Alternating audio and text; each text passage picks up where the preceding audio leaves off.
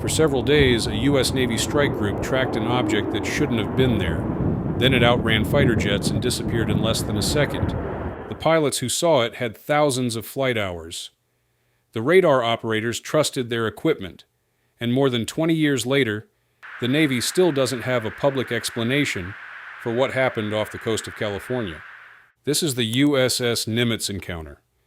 In November 2004, the USS Nimitz carrier strike group was training off the coast of Southern California. A carrier strike group survives on awareness.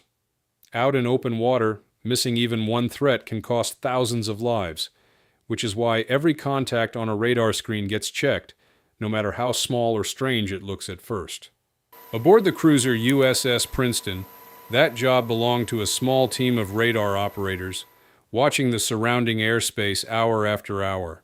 So when something new appeared, something that matched no aircraft they recognized, they didn't panic.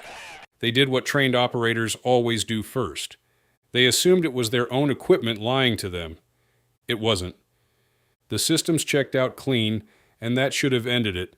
Instead, the same signal returned the next day, and the day after that.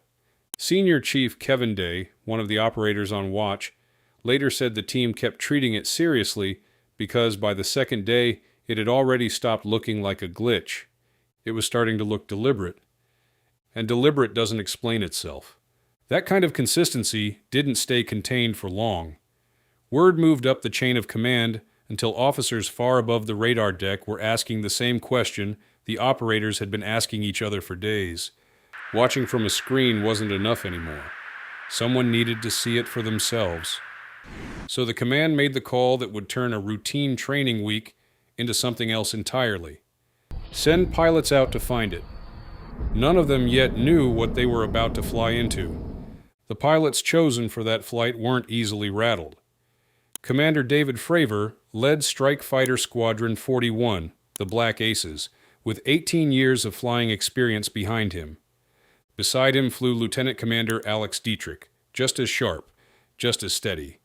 Between them, there wasn't much in the sky they hadn't already faced. They had intercepted unknown aircraft before. They had flown in combat. They knew how to stay calm when nothing else was, which is exactly why what happened next stood out. A normal identification flight follows a simple shape.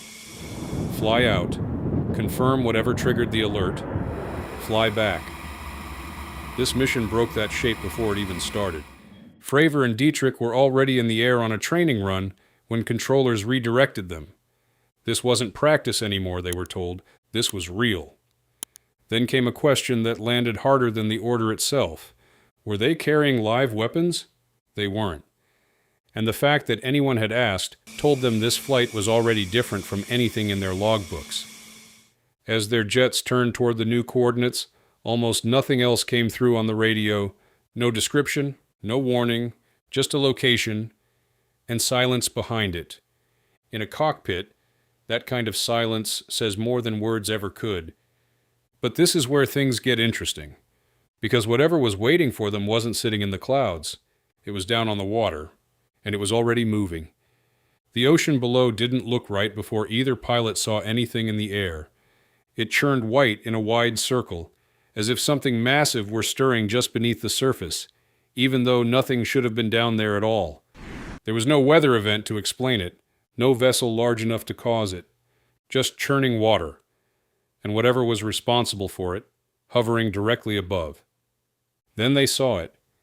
Hovering low above that churning water sat a smooth, white object, roughly 40 feet long, with no wings, no exhaust, and no visible way of staying airborne. It moved in short, sharp bursts, nothing like the aircraft either pilot had spent 18 years learning to read. Fravor eased his jet closer for a better look. The object seemed to notice. It shifted, almost mirroring his approach, as though it were watching him as closely as he was watching it. He lined up for a tighter pass, waiting to see what it would do next. Then, in less than a second, it was gone.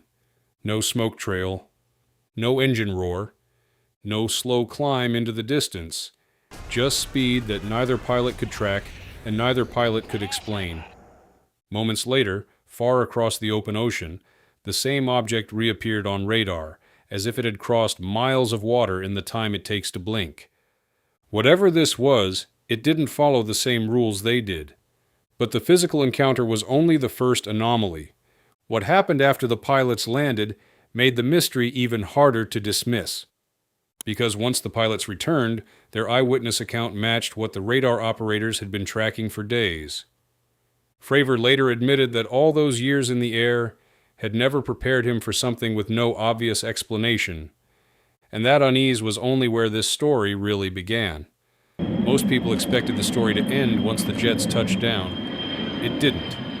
Two independent sources had now confirmed the same event, and that kind of overlap was about to get even harder to ignore. Sensor readings and footage, recorded that same day, soon became part of the same growing file. Years later, some of that footage would finally reach the public, giving outsiders their first real look at what that crew had quietly lived through. The images were grainy. The object was small on the screen. But the reactions of the pilots narrating the footage in real time were not. These were trained aviators, and they were rattled, but at the time, there was no clear process built for any of it. Sailors who spoke up risked ridicule from their own peers, so most of what happened stayed buried, passed only between the people who had actually been there.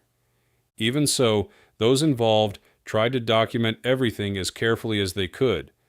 Internal reviews followed. None of them produced a clean answer, and that silence only made the case feel heavier, not smaller. For years, it stayed that way, known mostly to a small circle tied to the Nimitz that week. The Navy treated the incident as a fluke, an unexplainable, one-time glitch, until it happened again. Years later, similar reports began surfacing from another ship entirely, the USS Theodore Roosevelt. New pilots, new years. Yet the details echoed the Nimitz case closely enough to raise the same questions all over again. As more reports came in from crews across the Navy, something shifted. This could no longer be brushed aside as one strange afternoon involving one strike group. Too many trained professionals, scattered across different places and years, were describing experiences that lined up with one another, even though most of them had never spoken or met. These weren't excitable recruits filing unusual reports. These were experienced officers, people whose entire careers depended on accurate observation and sound judgment. And they were all describing the same thing. That growing pattern is what finally forced real change. The Navy built a formal process for reporting these encounters, something that hadn't existed back in 2004. Public hearings followed, where pilots and officials sat before lawmakers and answered questions on the record. Official reviews confirmed that many of these cases remained unexplained, while also stating plainly that no evidence had ever proven the objects came from outside this world, which means the file on the USS Nimitz never actually closed. It simply went quiet. More than 20 years later, the questions remain. The answers do not.